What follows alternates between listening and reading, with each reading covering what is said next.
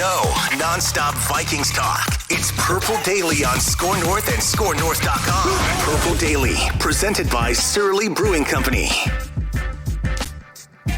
My understanding is the delay, if you even want to call it that, in Kevin O'Connell and the Vikings finalizing the deal has nothing to do with the Rams. It is still on track. It is still expected to happen.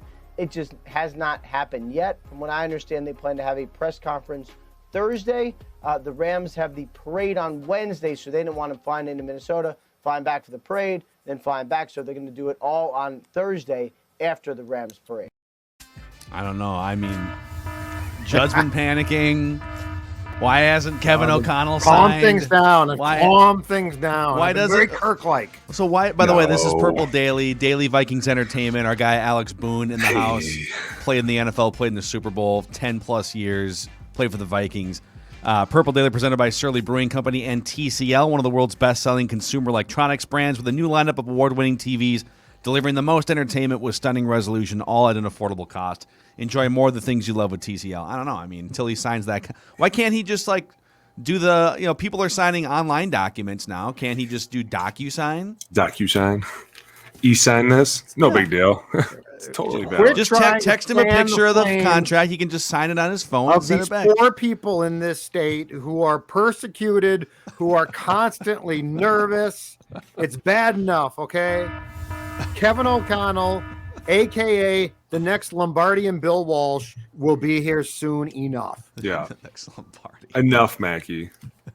Yeah, Mackie. Yeah, fanning the saying, flames know, of man. fear. Just seems a little odd. That's all I'm saying. I don't know. Judd insinuated that the lawyers are preventing for, if there's some tragedy in the next 48 hours. I said on that. Mackie and Judd. These guys don't get that. You don't announce a contract until it's done for fear of lots of things, Hey. including if said player dies on the way to sign. No, I think it was the Josh McDaniels thing that everyone's like, we're going to wait until it's officially signed and set in stone. Remember when he took that job in the Colts and then the next day he quit? And Yeah. I think they were kind of left feeling kind of stupid. But he also he hired a full staff, and then so those guys leave.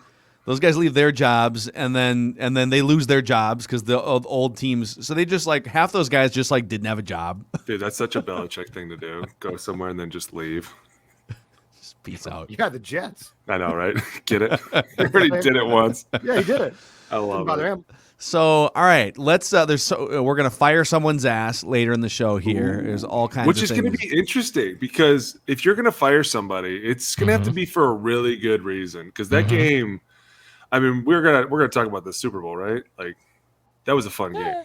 I mean, we're gonna talk about the Super Bowl. Your future coach was in it, and he did some amazing things. His team played really well too. I mean, well, that's what I was excited because before the show, I'm like, you're gonna talk about Super Bowl, Kevin O'Connell offense, and you said we're gonna talk about Kevin O'Connell's offense in the Super Bowl. Dude, it was insane, and because I do the pregame show for Sirius, and so doing it with Amber this last 2 weeks and all the things that we got roped into doing it with, it was one of those games I was really excited for because the matchups on both sides of the ball, and it was kind of the Rams are going to have to get really creative, and they did. And they kept it to this nickel offense and the way that they went out and attacked it. And they tried to run the – no, don't get crazy yet. Don't get not yet. There's more. There's more. There's more. But they're the way that they go out and they attack these defenses and the way that they can scheme them up because – the Bengals were good at stopping the run. They got some really good interior guys. So a lot of it was hey, let's stay away from these guys. There are times where I feel you have to attack them, and they did. But unlike a lot of teams who would have tried to cram the ball in there 40 times, they were nah, let's just continue to spread people out because that wasn't one of their things that they had done all year. They had normally started to bring people in. And then in this game, it was no, let's go back wide again. And it was just so interesting because you saw it on both sides of the field too, because they came from the Sean McVay tree, which was fun to watch.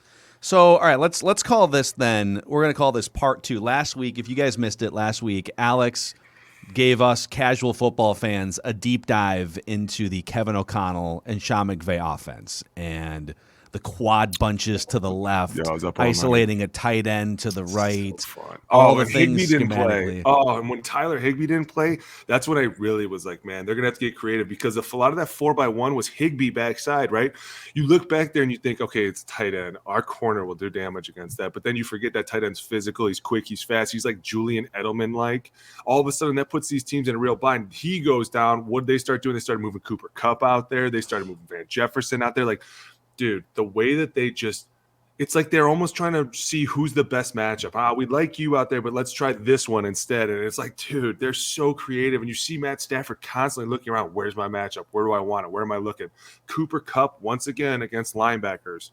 Dude, it's the way they draw these offenses. Pull them up. We're gonna hold on.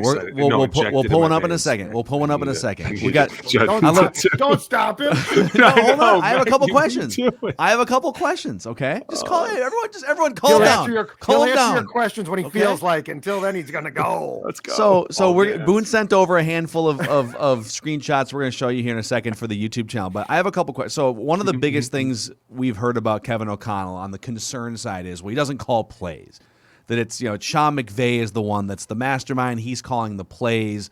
Now McVay's on the record saying, well, Kevin O'Connell is very much involved in just Matthew Stafford discussions, molding the scheme. Clearly. How much does play calling matter compared to everything else during the week and the offseason when it comes to scheme building and communication and all those things? The thing is, like, by the time the game happens, the plays are already on the sheet. They're already listed. They're numbered. Like, you go in Sunday night, you know the top 5 third downs for third 2 to 3, 4 to 6, 7 to 9, 10 plus. Like, if you asked a player that was paying attention in a Saturday night meeting what the game plan was going to be, he could list off 75 plays. He could list them all off. He'd be like, this is exactly what it's going to be because this is what they told me it was going to be. Like, they're very transparent.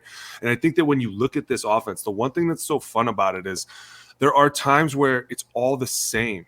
Like, he marries the run with the pass, which I feel like as a player always made it easier because then it kind of shortens the playbook down. You know what I'm saying? And it's so much easier to get into these situations where you're like, man, are they going to run the ball? Or are they going to throw the ball? I'm not really sure. And then all of a sudden it ends up being a play action. So it's kind of both. And you're like, man, this has to be so fun yet easy to call because everything looks the same. And at the same time, it's either I'm going to hand it off or I'm going to throw it. So that makes it easier. But at the same time, I get why a lot of people are like, oh, you've never called plays. Eventually, you're going to have to do it. And eventually, these coaches don't want you to have that play calling ability, like especially a guy like Sean McVay. How could you relinquish your duties as the play calling when you're considered one of the greatest play calling masters? Like, you're just like, nah, I'm going to take a back seat. Like, Kevin O'Connell didn't really have a choice. Sean McVay was like, listen, you're in my offense. I'm calling the plays. Now it's your turn to spread your wings and fly. And this is the whole challenge of it. He's never called plays. This is a real situation. But I think what's great about it is Matt Stafford threw an interception in that game, and they went to the sideline, and they showed 3 guys for a long time talking. And it was Sean McVay, Matt Stafford, and Kevin O'Connell. And after a couple minutes, Sean walked away, and Matt Stafford and Kevin O'Connell kept talking. And I found that very interesting because the way that they were talking, everything just seemed so calm. And you're in the middle of the Super Bowl, and instead of everyone being like, yeah, man, we got to go, everyone's just like, yeah, dude, it's okay. Don't worry about it. I know, right? Like, they're all just kind of laughing around, and it's like, that's kind of why they're going to win the game too. They took a little bit of the Bengals mentality of like, hey, whatever, it's okay. And it's like, it's who they are naturally. And then when you see it on the sidelines and you see it transfer back over into the game, because all of a sudden then Matt Stafford and Cooper Kupp just went off together. And they were like, no, dude, this is our show. This is our house. This is our dance. You're not taking this from us, which was also fun to see because then you see the offense really taking off. That's so cool. So what do you think to the point about Kupp? The Rams were insistent, and you probably liked this for a while. The Rams were insistent on trying to run. Like they were going to run, and the Bengals did a great job. They said no. And then at some point in time, when push came to shove, Booney, there was a bailout, and the Rams are like, okay, screw it. Cooper Kupp is our guy. Right. That strikes me as something that a lot of teams wouldn't do. Well, like they couldn't make that adjustment to say, because I think in the third quarter at one point, I'm like, use Kupp more. And the Rams are like, not yet. We're going to wait. Yeah, take me through the mentality there, because that is, in my opinion, something that these Vikings wouldn't have done. Like, take me through that adjustment. And when you say, screw it, now's the time to unleash Kupp, or in the case of the Vikings, for instance, Justin Jefferson. Like you said, in the third quarter, I think we all saw where they were like, okay, enough of this. We need to put them in gun and we need to spread these guys out. And that's when they really started to go. And that was what was so cool, because there was a big argument all week about, has Matt Stafford paid off in the trade? And my response was yes. And a lot of people said no, because they were like, well, Jared Goff had gotten him there. And my argument was this: there was zero chance, and I'm not even going to fight anybody on this, there was zero chance that Jared Goff was going to get them to the Super Bowl this year, because the year that he went, he rode on Todd Gurley's back. Now, they didn't have that run game this year. What they did have was a quarterback that could say, I can spread you out now.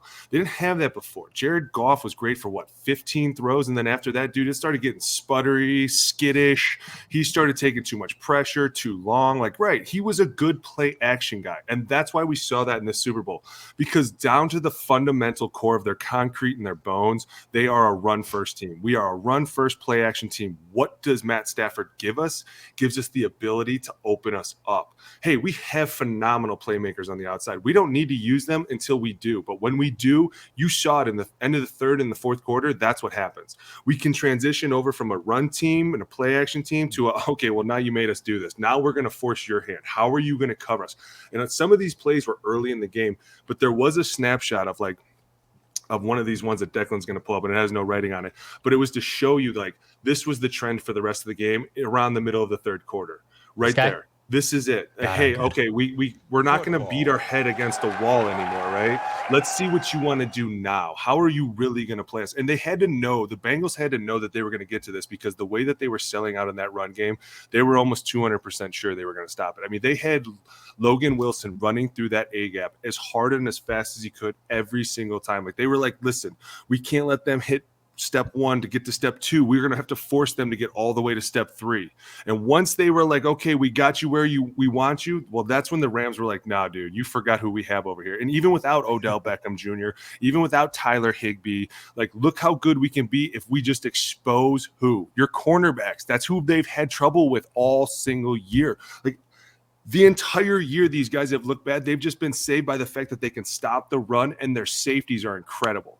They're like the Bills, but they have no cornerbacks, and their middle linebacker isn't as crazy as the Bills is. And that's why this team got as far as they did. I mean, let's be honest. There was times this year where Burrow got them in trouble. Their defense bailed them out, saved them, or their run game saved them. But this game, I mean, Kevin O'Connell was like, listen, we're going to stick to who we are. We're going to try and run the ball as much as we can. We're going to try and play action. We're going to try and get these guys to bite.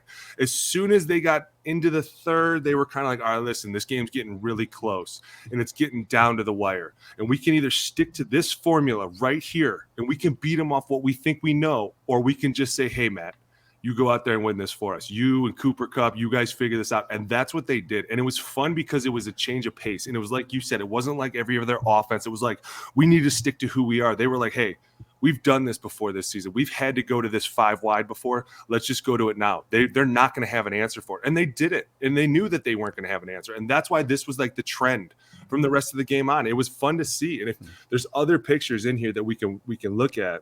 Yeah, let's just keep going here. Dude, Boone's on a roll. We're here. It shows you how they try to expose these defenses. And we're just going to pull some random screenshots up, and you talk our audience through. There's a screenshot that shows you where Cooper Kupp was before this, right? And Cooper Kupp was over here at the top of the screen. And for those that can see, no, one more. There it is. No, one more. This guy. One more. This guy. There it is. Oh, yeah. He starts up here. We got right? it. Now, this is Pratt up here over on top of him, and he's kind of like, what is going on right now, right? So he starts to squeeze in, and as Cooper Kupp starts to go behind Matt Stafford, you can go back to the other one with the stars on it. Deck. Yeah. He starts to come around. Pratt's kind of looking like, what am I doing over here? Because he knows that Trey Hendrickson's dropping. So he's like, wait a minute. Am I supposed to be going with Cooper Kupp? Now, instantly, this offensive play is working. Why? Because you have a defender that has no idea what the hell he's doing or where he's going. He's like, we didn't practice this. I don't remember Cooper Kupp doing the whole Casper motion thing into something sweet. So as this play develops, right, you got these 3 guys right here. And this was after OBJ was out. You got these 3 guys right here going on these moves right here. we got an in route, we got a post route, we had a go route. And it was basically to force the defense to do this. As you can see, all these guys with the stars, as soon as Cooper starts to go in motion, they all start talking. The guy closest to the line of scrimmage starts looking at him physically like, dude, what's going on here? Am I taking coverage? Am I taking Cooper? They end up all dropping out. Right. So there's a huge void here between Cooper, Kupp, and any defender. And on the bottom and the top of the screen here, you have Trey Henderson, who's dropping over here, Pratt, who drops over here. And these three guys end up creating this big triangle. And they all start looking at each other like, no, we're not all supposed to be here. He ends up throwing this bubble here to Cooper Kupp, who ends up taking it for like 40 yards because nobody knows what's going on. Yeah. Simple 3-by-1, the same thing that we talked about last week, right? Like, hey, look what you could do with Justin Jefferson. Well, now we just moved him a little farther away. We brought another defender that kind of gets into this what do I do moment in Pratt, right? Like he gets involved because he's supposed to cover Cooper Kupp here. And now even if Cooper Kupp stays up there and you have Pratt on a linebacker Cooper Kupp, dude, stop. So it's pre-snap motions. It's spreading, like literally spreading 4 and 5 wide. The other thing too, just from a casual fan perspective here, the Super Bowl game-winning drive, and to what the point Jeb was making earlier, which is at some point they said, all right, OBJ's out, Higbee's out, the Super Bowl's on the line, Matthew Stafford and Cooper Kupp, just go do it. And on that drive, which I think was like a double-digit play drive, I mean, they had the ball forever, and you had Cooper Kupp taking a jet sweep handoff for a first down at one point to keep the drive alive. He's lined up in the slot at times. He's lined up on the edge. He's in motion. I mean, I just love, and then, from a Vikings fan perspective, you see, just replace the words Cooper and Kupp with Justin and Jefferson. So dangerous, and right? all the creative ways that they could throw defenses off and get the ball to their best playmaker with a game on the line like that. I mean, but this is why it looks so simple, right? Like something like this looks so simple, but when you're in a defensive mentality, it's extremely hard because it forces you to make a decision. Are you going to take away the home run, right, from our third tight end, who you might not have enough faith in, but good God, if you give him enough space, he'll catch anything, right? Like you're going to have to run with these guys, or do you stop Cooper Kupp? Because if you get him going, it's like these decisions that they're making defenses. It's not the simple like, oh, we're going to pretend to hand it off to the running back and throw the slant. Yes. Like those are over. Those days are done. Unless you have guys who are so dangerous on the outside that you're forcing the middle of the field to be completely wide open. Like right here, it's not open. You see Logan Wilson right there over the center. He's going to end up dropping out of this.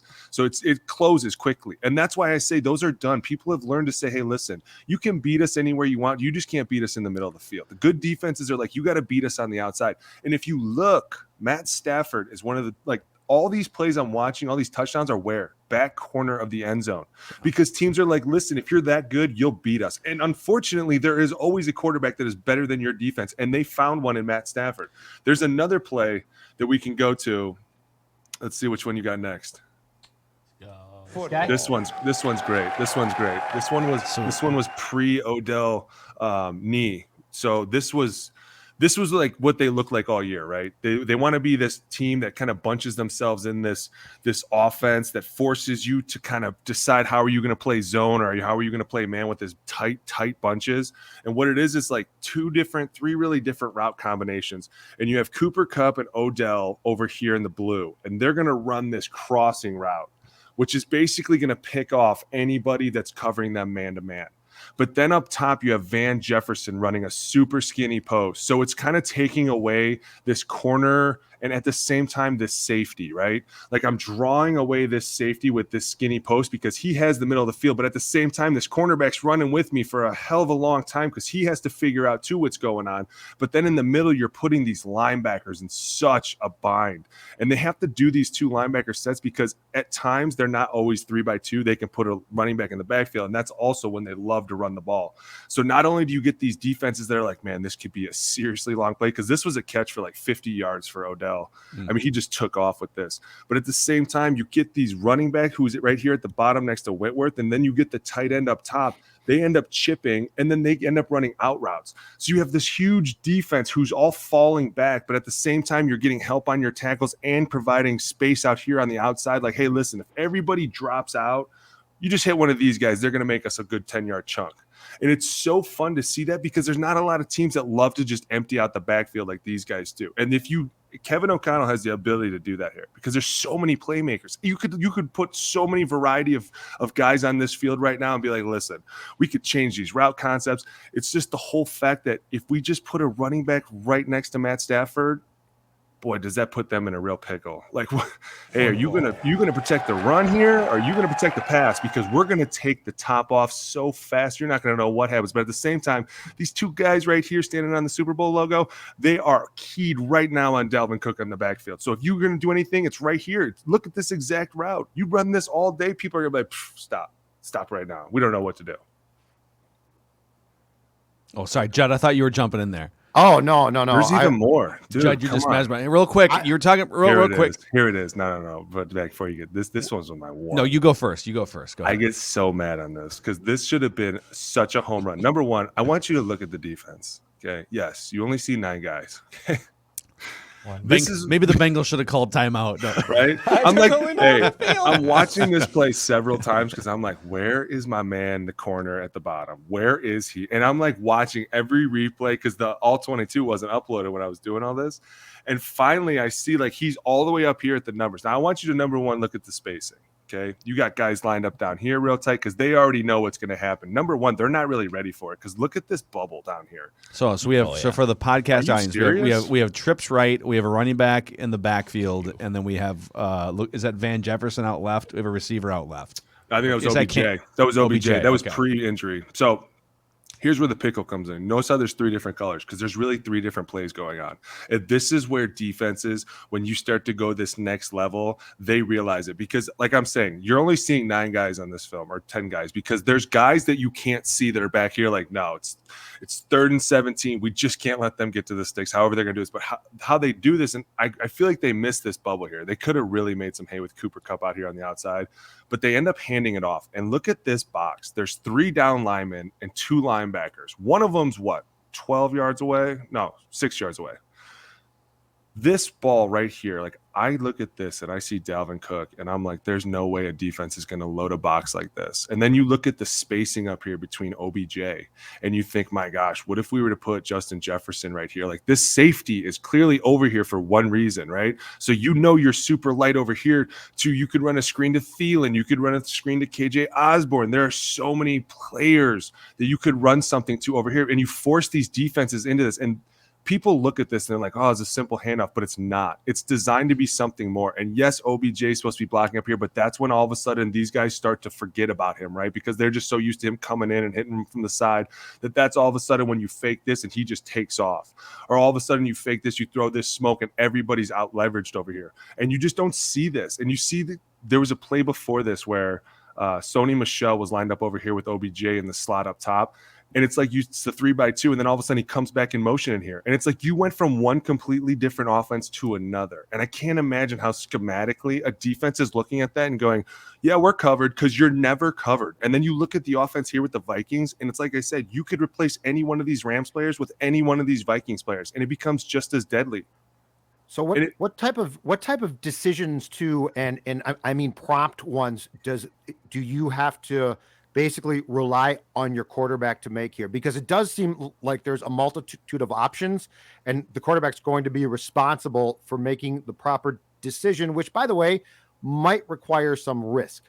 Always. There's always risk, but there's always reward. And like I said, you hand it off here, which is your easiest risk, right? Like number one, you have the numbers box that they would probably told him, listen, if you give a 5-man box, you run this handoff. It's 3rd and 17, right? I mean, but the problem is, I don't really think he saw just two guys down here, the nickel and the corner over here. Because had he seen that and seen these 2 guys coming down to block him and Cooper Kupp coming around that edge, Cooper Kupp with any amount of space is dangerous. And that's why I said this requires a lot of thinking. And it's really about how much do you want to accept, right? Like, at the same time, you're looking at this, you know right away, I'm not going to throw this slant or this fade because I see a safety over the top. That eliminates that threat right now. I don't even have to look at that.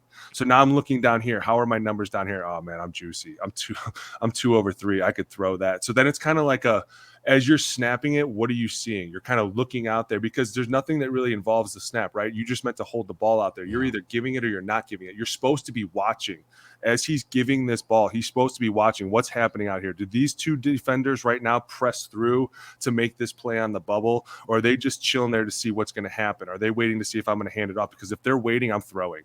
If they've waited, they've been out leveraged already. My players should have already beaten them, and if we haven't out leveraged them, then it's on us. Like I love like everything you're talking about is just like, and we can pop this off here, Dex. Just and so it's hard. It's hard in the moment souls. to think this stuff.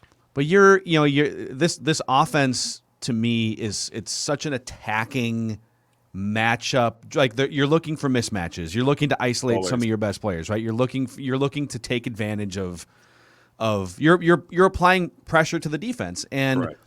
Some of this is Kirk on the record. Some of this is also just Mike Zimmer's ethos as, a defensive-minded coach. But I feel like the Vikings over the past 4 and maybe 8 years have been all about taking what the defense gives you. Yeah. And, I mean, Kirk Cousins literally wrote a book all about taking what the defense gives you. And, check down, yeah.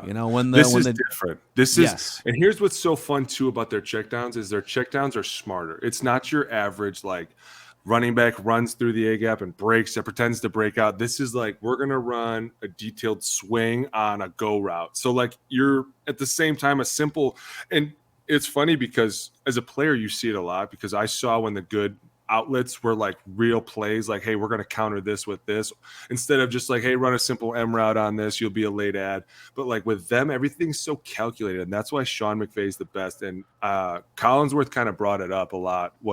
He was talking about how the adjustments that they make and how he's such a fiend about his own offense, dude, that he's everything has to have a purpose to it. And if you listen to Sean McVay, and I've talked to guys that have been in his offense, and they're dude, it is so detailed oriented and so specific that he knows everything about it. He's got his fingerprints on everything. And it's because he wants it to be perfect. And there's no play that's supposed to be, well, we'll tag a random M route on it. Cause that's whatever laid out, if you get in trouble, you just toss it. It's no, listen, we want to tag on a choice route because we're going to run a Dino behind it and we're going to force the safety on the Dino, which puts the corner in the back end.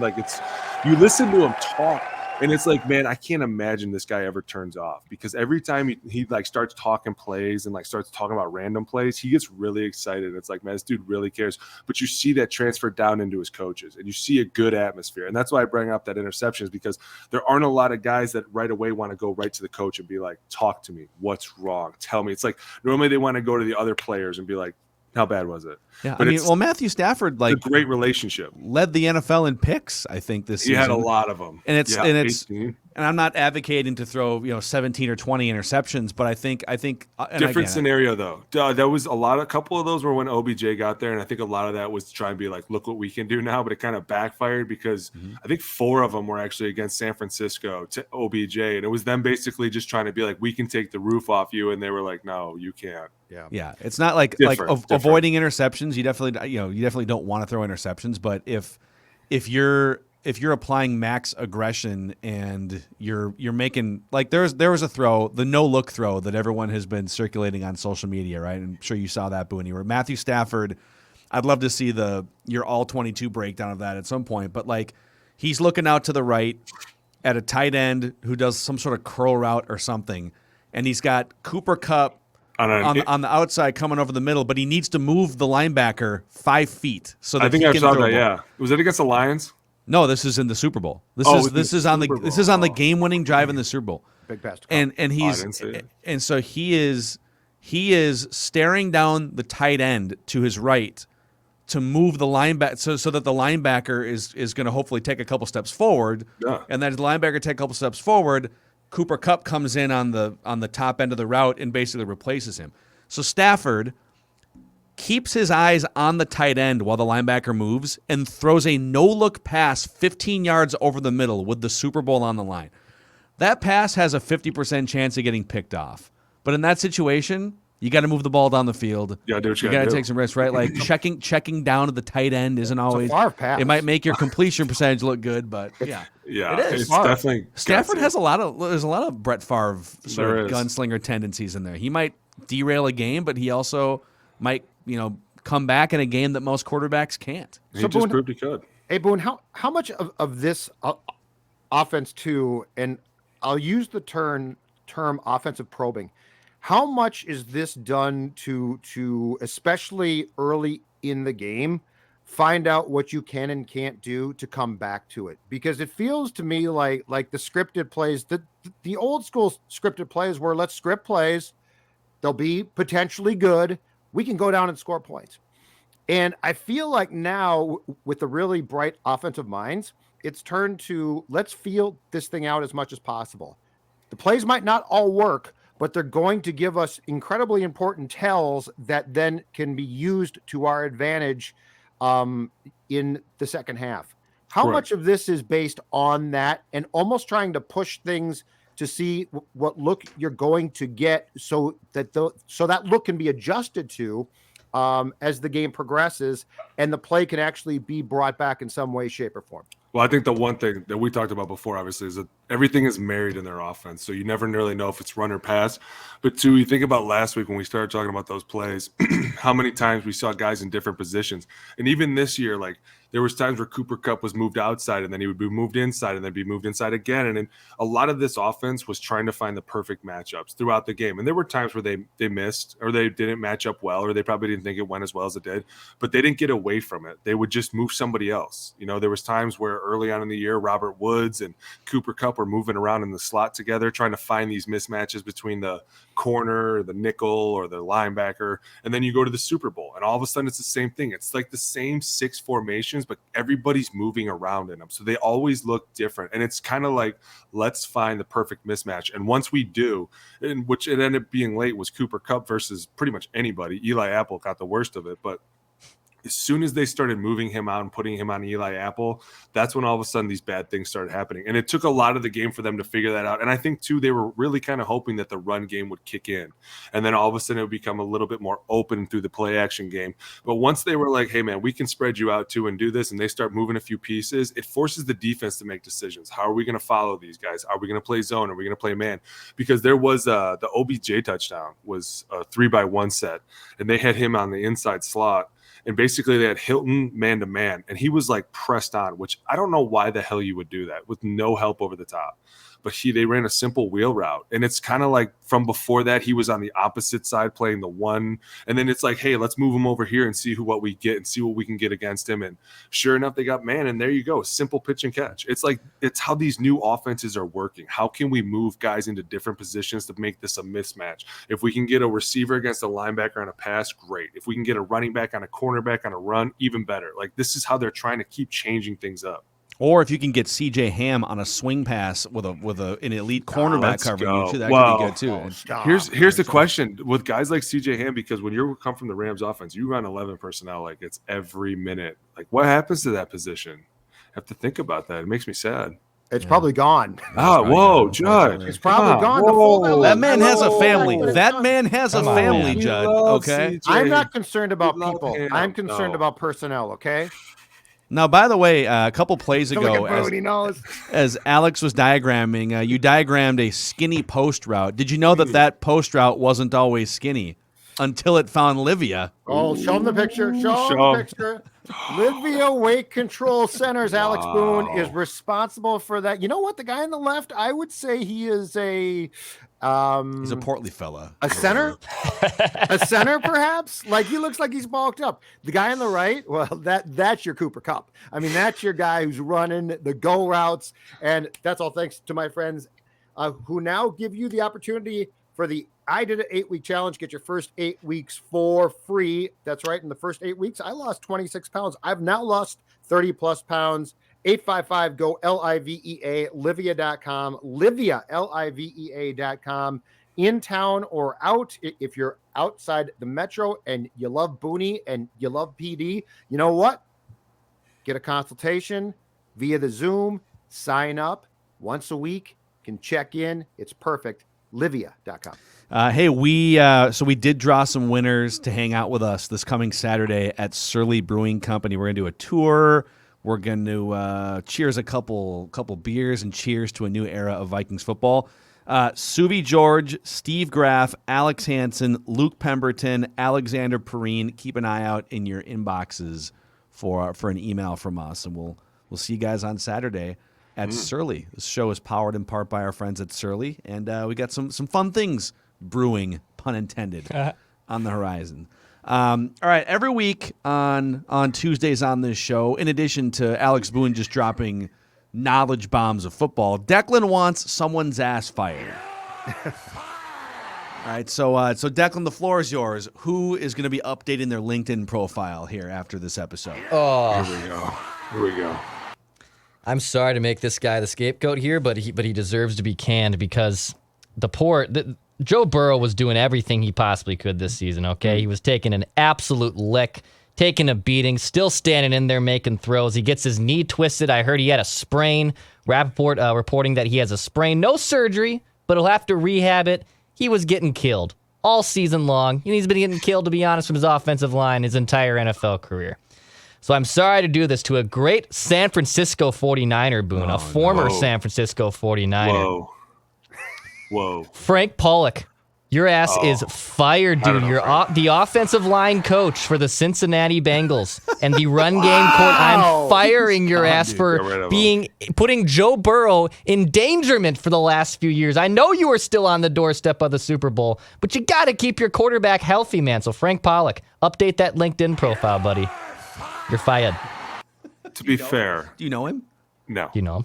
Okay. Should call Booney. Aaron Donald.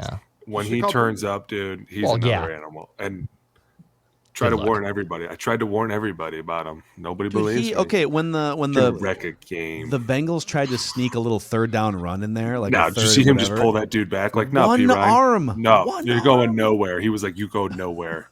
I was like, wow, one guy stopped that whole play. That's exactly what we used to have to deal with all the time. So presumably the Bengals spent 2 weeks preparing for Aaron Donald, right? And it was terrible. It was terrible. So I'm sure in your career you've had those moments where like you prep all week, you know this guy's going to be a problem, and then he still becomes a problem in the game. Could you imagine 2 weeks sitting there with that in the back of your mind? Oh, you'd be insane. You'd just go mad, and you're screwed. You just can't. You can't prepare for a guy like that. I'm telling you, you can't. There's nobody you can put over there. We should put defensive ends over there. We'd put them off sides. We would do everything we could to try and get as fast as you could, and it just never worked. Like the dude is just incredible, and you see him turn up now. And it's fun to watch because simple things like beating a guy on the outside, you should never get beat on the outside edge, by the way. Like if a guy goes outside as a guard, you've won, right? Like it's over. There's nowhere to go. This guy continuously is just beating these guards outside. Why? Because he's like, I know this center's on the inside every single time. Like at one time you saw the center for the Bengals point right at Aaron Donald. And there were times in our career where we used to have to do that. Like we're going to him. Yeah, the down guy. That's right. If you're blitzing, go for it. We're going to him. Like you just know where you're going. And he finally figured it out. And once he did, man, his turn around that corner is so stupid good. Oh my God. It's so fun to watch. What's the difference between the really good to great players at his spot and him? Aaron he's so calculating. When you get in your stance, like he'll kind of be walking around a little bit and he's looking at your feet. And so then all of a sudden it kind of like start to look up your body a little bit and he'll start to see where you're looking. Like he's looking at you to see where you're looking. So a lot of times if you don't know where you're going in your mind, you're kind of telling him what's going on. Like if I look Mike to outside, he knows it's a pass because I'm looking to see who's coming. If I'm like staring outside clearly, then he thinks it's a run because I'm like, we're either slipping to him or we're chipping to him. Like you kind of always tell where you're going, right? Like you got to see everything. But then if you just kind of look at him, I think those were the times where it was like in your mind, you should just know, like you should have like the pre-snap reads went way up because you had to know like, is it motion? Because you're trying to look at him and not show him anything. And you're trying to see the linebackers going across. And you're like, yeah, I got, because the minute you start to look outside, he's like, bro, I got a good tell because not only that, your stance is telling you everything. Like the dude is so smart, but he is impeccable because he can do this thing with his hands and his feet where they never stop. Like if you ever notice when he goes to double hand swipe people, his feet are continuously moving as his hands are pushing away. And it's like the hardest thing because as an O-lineman, the one thing that's so hard is like, if I go to shoot my hand and you smack it down, my body naturally shuts down that entire side of the body, right? Like, and we don't really know why. It just, as soon as you push it down, it like shuts you down. And that's why you see so many guys get beat around the outside. That's why you say you can never get beat on your outside hand. Like you should always throw it last. But a lot of times these guys are so lazy and stupid, they throw it first. And with Aaron, what they were doing the whole game was they were just two-hand punching him. And I told everybody, you got to one-hand this dude. You got to really play into his game. But as soon as you go to two-hand, he hits that outside, you turn, right? Your feet automatically stop. He can flip this corner like that, and Dude, it's over. Wow. There's a video. If you guys get a chance, just insane, go, dude. go to YouTube and just type in Aaron Donald knives. He literally Yeah, like part of those his are real training. knives, by the way. Those are real. There's a guy, so he's doing this is from like 4 years ago, but it's Aaron Donald at some practice field house or something. And there's an assistant coach literally with 2 knives, one in each hand. Yeah. And he's like trying to stab You've seen Aaron, that, and right? Aaron's like hand fighting him. He's coming down like this, and Aaron's like pushing him away. And it's to simulate like when an old lineman goes to punch you, you just jab. And like that's another thing too. Like when you go to hit a guy normally, even when they go to knock your hands down, it stops them too. And that's why I say when his feet continuously go, that's extremely rare. I've only seen it with Aaron. But not only that, he's so quick to like recover back with the other one. And if you watch this video, it's all this hand stuff. And it's exactly what he does. And that's why he's so good. God. We have like a minute That is left such here. football. Would you so if ESPN there's rumblings that Sean McVay he said he doesn't really want to coach till he's 60. He just got a Super Bowl. He's going to get married. Yeah, I could see him leaving. I mean, if somebody offers him Tony Romo money, Monday Night Football, here's $20 million. You're in a bad cap spot, and there are $8 million in the cap right now. You lose OBJ, you lose Von Miller. You're going to lose a lot of guys. You're going to start paying guys. You're going to be in a bad situation. I think that like Sean Payton down in the Saints, $70 million in the cap, and you don't even have a quarterback. He was like, "Listen, CBS wants to pay me $20 million. Yeah. I'm on board. I got no problem walking away." And that's why, dude. Now the owners have the coaches have all the leverage because they're going to be like, "Listen, I could be here or I could be there, and I don't have to do anything there, but watch you guys mess this up." So that's why it's kind of becoming one of these things where now the coaches are going to be like, "I don't know if I want to be here anymore," but I don't want to see Sean McVay leave, but I could definitely. He's made a lot of rumblings like, I need time for family. I need to step away. I need to make sure I have a life. That I think that he's getting ready to bounce out of there, especially because you just got your ring. You can leave. Yeah. Amazing. There he is. Sad. Right there. Sad. Film connoisseur. Look what the media does, dude. Youth hockey coach. Alex Boone does He comes with pictures that are marked up. I know. What I tried to crap. get us video, and everybody was like, dude, it's Super Bowl week. You're not getting any approval for anything. No. They're like, nobody even cares right now. It's Super Bowl week, Booney. I love how Boone comes in and says, Declan, the one with the stars. Yeah, that one. Yeah. That one right there. That's great. What's wrong with It's a stars? Van Gogh, my man. Thank It's you. a Van Gogh. right, man. Art, football art. Real quick here, our friends at Federated Mutual Insurance Company, they're much like a great offensive line. They're trying to protect your business from risks. It's all about maximizing the success of your business through risk management, all kinds of different resources and people that you can tap into at federatedinsurance.com. Remember, at Federated, it's our business to protect yours. And all kinds of St. Thomas hockey and basketball events happening this week. You can find those on Score North Radio. And you can check out full schedules at TommySports.com for ticket information. TommySports.com if you want to see the brand new Division I men's and women's basketball teams bombing threes. So, Hey, Mooney, great stuff, dude. Quick question, real quick, before I go. Where does everyone think Tom Brady's going to land? San Francisco. Okay. Giselle. He will not play. You think he's just going to stay retired, land with Giselle? No. Giselle. He's not retired, dude. Stop it. I think there's a better chance Tom Brady is the 49er starting quarterback than Trey Lance. They're in a win-now window. Joe Montana I came would out and agree said with they that. don't think Trey I would agree Lance with is that. ready. Of course he's not ready. He didn't play football for a whole year and he went to a D3 school. What did they expect? Like, Follow the retirement papers. Tom Until Brady those are is definitely filed, not retired. By the way, no one's mean even made a nothing. big celebration about it. Like one of the greatest players in the history, and everyone's Yep. like, "Okay, just retire in the corner. Come back later." Yep. Come back later. Yeah, Shh, just come back later. it's his way of breaking up respectfully with Right. the Bucks, right? With Hey, all BA. right. He's like, I'm not outta here, gonna, I'm not dude. going to air out any dirty laundry. We Right. won a Super Listen, Bowl, right, whatever. right. This was not the place for me. I'm out. Deuces. And he won a Super Bowl. Yeah. He did what they It's good. wanted. Exactly. He was a, Like, he was they a wanted a mercenary. Super He's Bowl. like the Well, LeBron. exactly. He's like I the take LeBron it. of the NFL now. He is. Come win us a ring and you can bounce. The Vikings tried the same exact thing and it darn near worked. I know, man. If I'm Brady, I'm playing till I'm 50, and I'm picking a new one-year contracts. I'm picking a new team every year. Niners this year, Vikings in a couple years.